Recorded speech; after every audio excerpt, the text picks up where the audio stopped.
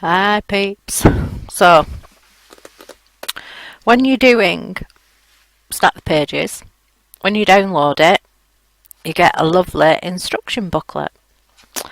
And if you go over to Jen's YouTube, she's got a full instruction video on it. So I just thought I'd walk you through what I've done. This is the table of contents. Now you do get a note from Jen and telling you the policy on. Oh, it's shaking a bit, this. There you go. It tells you all about, this is the, because I kept the ones that I didn't want in the booklet.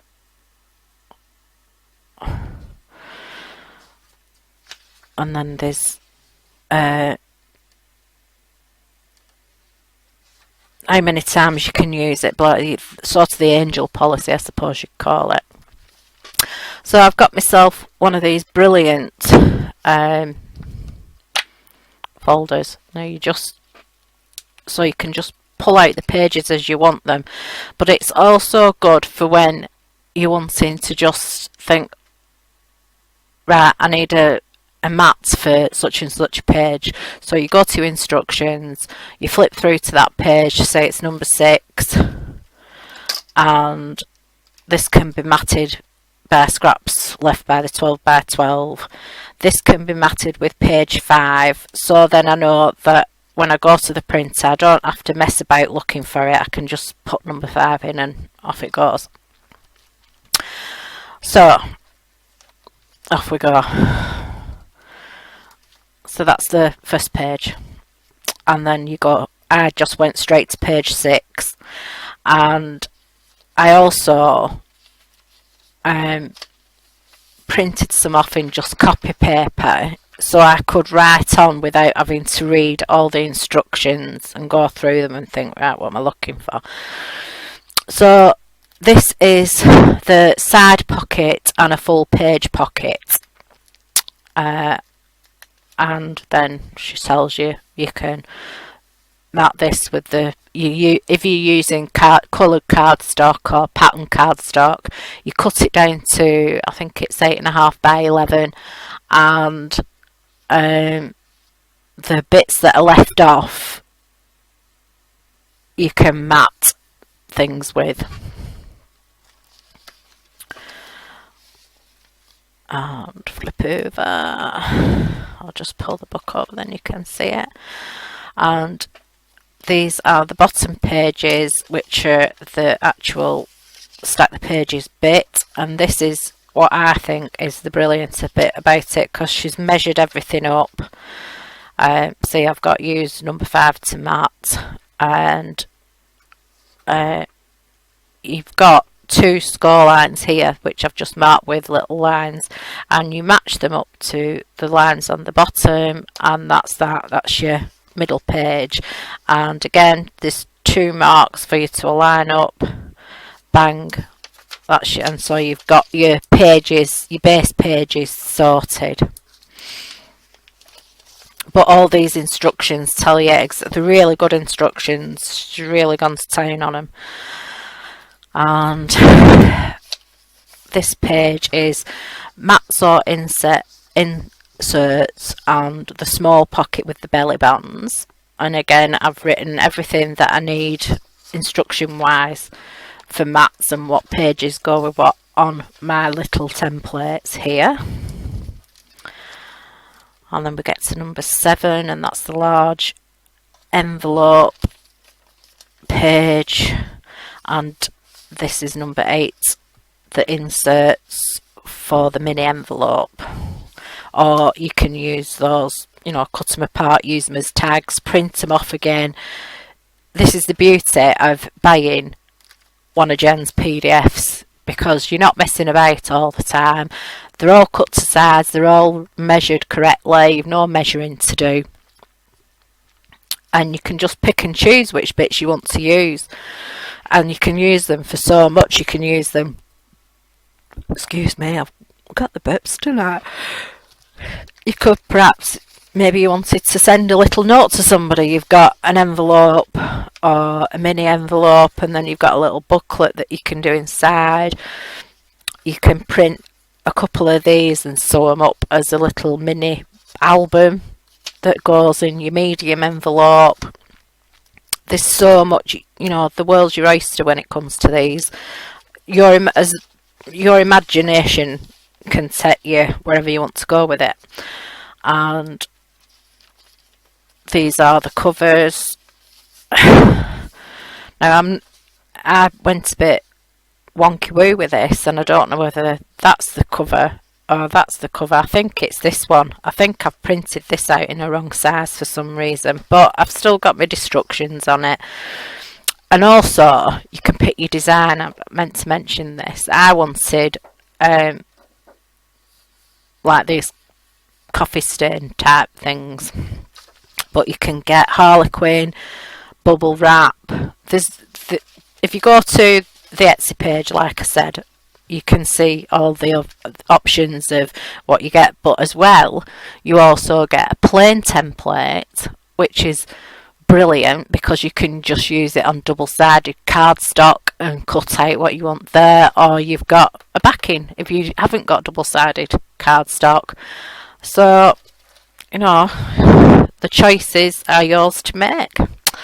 And this is the spine, and there's one for the outside spine and one for the inside spine covers, like the covers. And you've got all your score lines on and everything.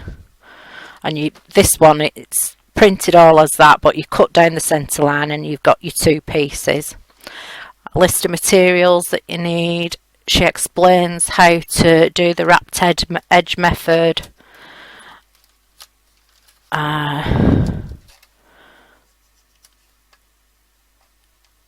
And then you've also got links to the manual instruction, the pages tutorial and the cover tutorial, which I'll also link.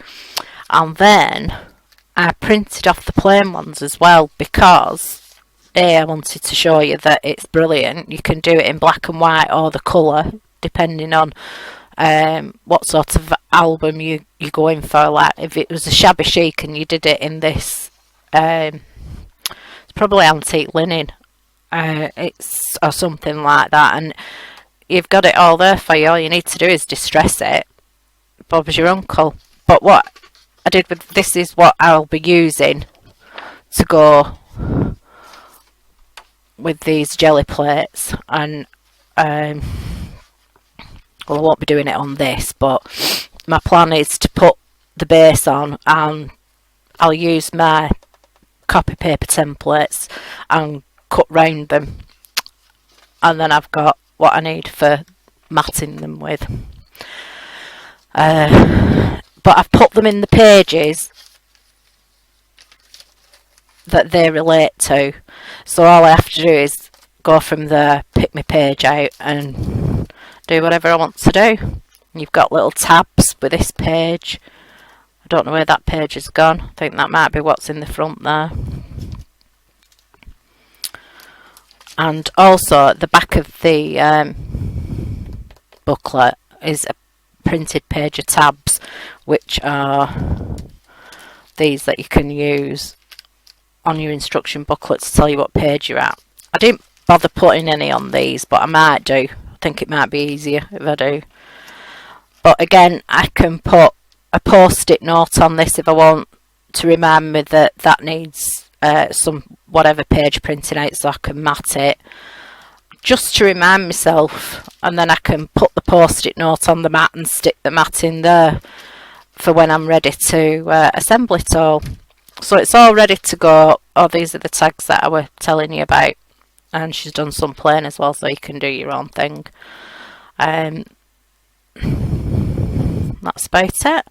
So that's just showing you the instruction. I wanted to do a separate video on the instruction booklet because it took me about 2 hours to do this, with all the cutting out that I did and doodling, because doodling's the thing at the minute. I'm rubbish at it, absolutely pants. but I have these lovely jelly pen things that I've got, and some are glittery, and I'm like, oh, I have to use them, and then I smudged it all, and there you go. But that was page 19 came out blank, so I thought I might as well use it for my front cover.